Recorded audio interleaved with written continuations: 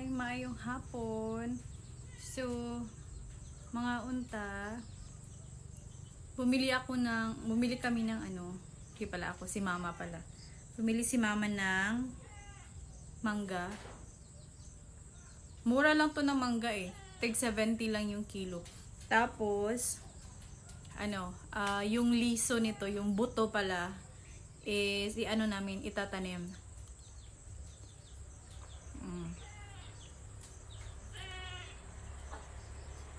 Sobrang tamis niya. Tingnan mo oh. Ang pangalan pala ng mangga na to, hindi to siya kasi yung mga Indian na mga mangga, tig 180 pala yung kilo, 200 plus. Pero ito, tag 70 lang siya kasi senyorita daw to na mangga. Ito yung ngayon.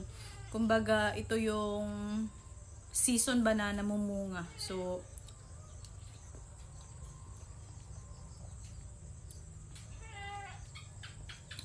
sobrang tamis niya. Kaya yung buto nito, pinaano ko kay Papa para itatanim namin.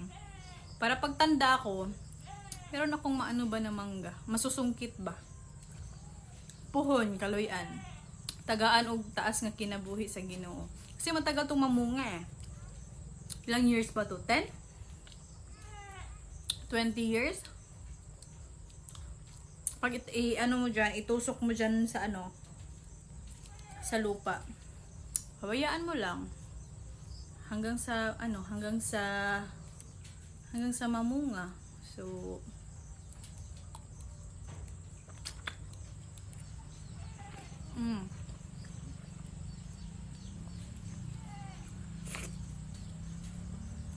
sobrang sarap, sobrang tamis niya.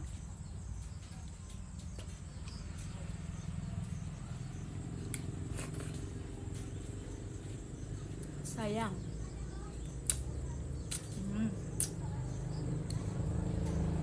Para pag hindi na kami bibili. Hindi na kami bibili ba? Pag may tanim. So, ganito yung ginagawa namin ni Papa.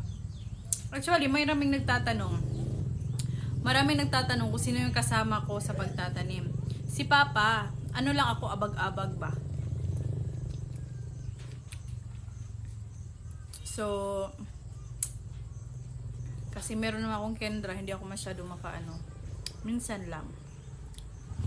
Pero dati, maliit pa ako, magsasaka talaga kami. Tatanim kami ng mais, yung humay,